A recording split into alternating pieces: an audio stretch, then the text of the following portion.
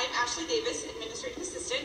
And I'm Amy Richardville, Sports Director. I'm Stephanie Van Alstine, the Child Care Director. We've been challenged by Holly Days to do the Leukemia and Lymphoma Society Hope and Cope Challenge. This balloon represents cancer, and this balloon represents the hope that we have in our lives, and we have to try to keep these things balanced. And you are challenged to see if you can beat us in time, but we're the pros, of balancing these balloons for those representing.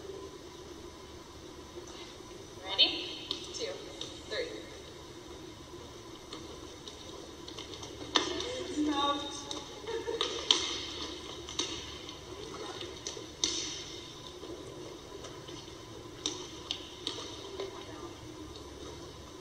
I just want to beat Stephanie now. Stephanie a long time ago, she only had one going.